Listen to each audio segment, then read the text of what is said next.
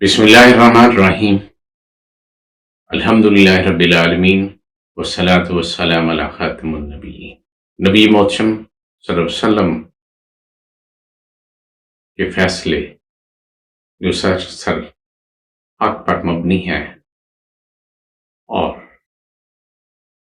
بنی نوع انسان کی زندگی کو سہل اور خوبصورت بنانے کے لیے ایک بہترین نمونہ اور مثال ہے۔ نبی محتشم صلی اللہ علیہ وسلم نے نکاح کی حدود مقرر فرمائی۔ اس بارے میں آج کی ویڈیو آپ کے سامنے پیش کرنے جا رہا ہوں۔ حضرت غیلان بن سلمہ ثقفی جب مسلمان ہوئے ان کے وقت میں 9 ازواج تھی۔ نبی کریم صلی اللہ علیہ وسلم کے پاس حاضر ہوئے تو نبی محتشم صلی اللہ علیہ وسلم نے فرمایا کوئی سی 4 رکھ لو اور باقیوں سے الگ ہو جاؤ۔ یہ حدیث ترمذی اور ماجہ سے نقل کی ہے۔ حضرت فیروز دیلمی رضی اللہ عنہ نبی محتشم صلی اللہ علیہ وسلم کی خدمت میں حاضر ہوئے اور عرض کیا کہ میں مسلمان ہو گیا ہوں اور میرے نکاح میں 2 بہنیں ہیں۔ نبی محتشم صلی اللہ علیہ وسلم نے فرمایا جسے چاہو رکھ لو اور ایک کو طلاق دے۔ حضرت فیروز دیلمی رضی اللہ عنہ فارسی الاصل ہیں۔ ان کا ایک کارنامہ یہ بھی ہے کہ انہوں نے ایک قذاب اسود انسی کو قتل کیا۔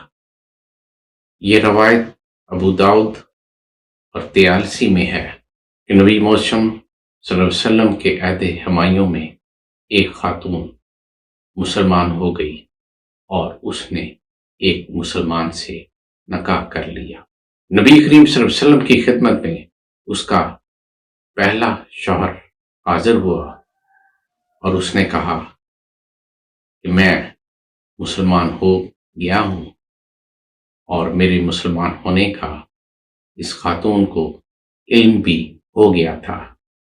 نبی محتشم صلی اللہ علیہ وسلم نے اس خاتون کو پہلے خامند کے ساتھ رخصت کروا دیا۔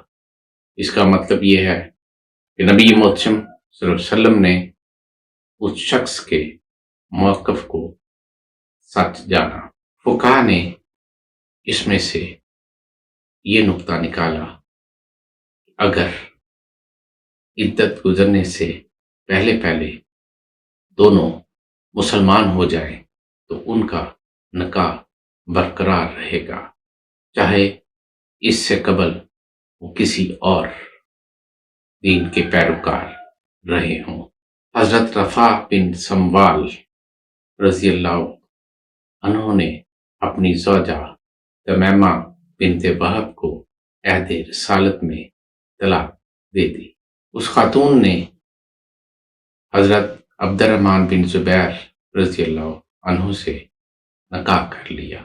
حضرت عبد الرحمن بن زبیر کو خلوت کا موقع ملا مگر وہ مجامت پر قادر نہ ہو سکے تو انہوں نے اس خاتون کو چھوڑ دیا۔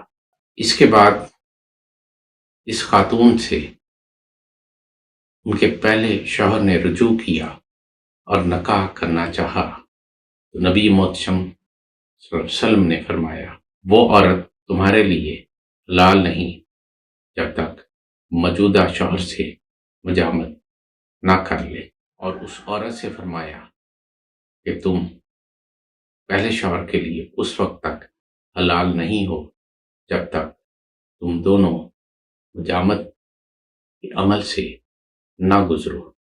حضرت علی کرم اللہ وجہ سے روایت ہے کہ نبی محتشم صلی اللہ علیہ وسلم نے متع اور پالتو گدے کا گوشت کھانے سے منع فرمایا ہے۔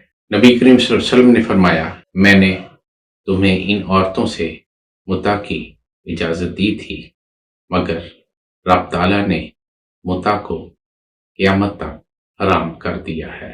اگر کسی شخص نے کسی عورت سے کوئی ایسا معاہدہ کیا ہے تو اس کا راستہ صاف کر دے، اور جو کچھ تم نے ان کو دے دیا ہے اس میں سے کچھ نہ لو۔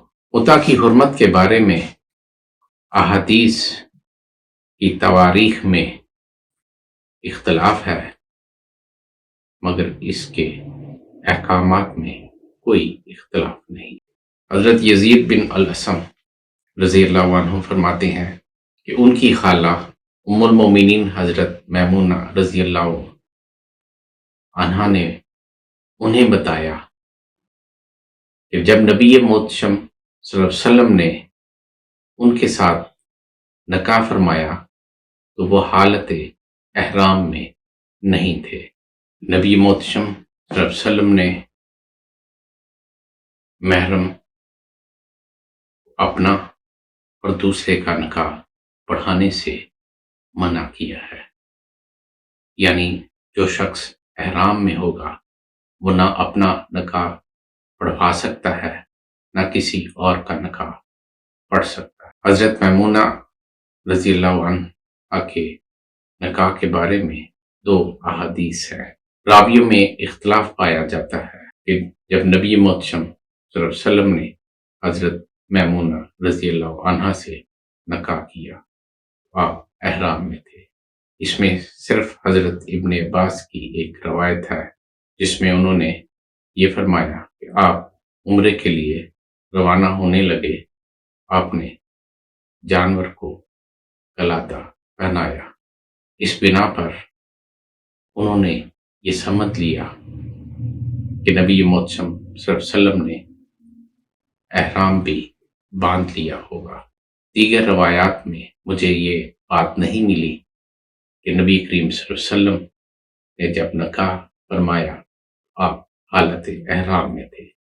ام المومنین حضرت میمونہ رضی اللہ عنہا کی روایت کردہ حدیث میں نے اس سے پہلے بیان کر دی ہے۔ وما توفیقی الا باللہ۔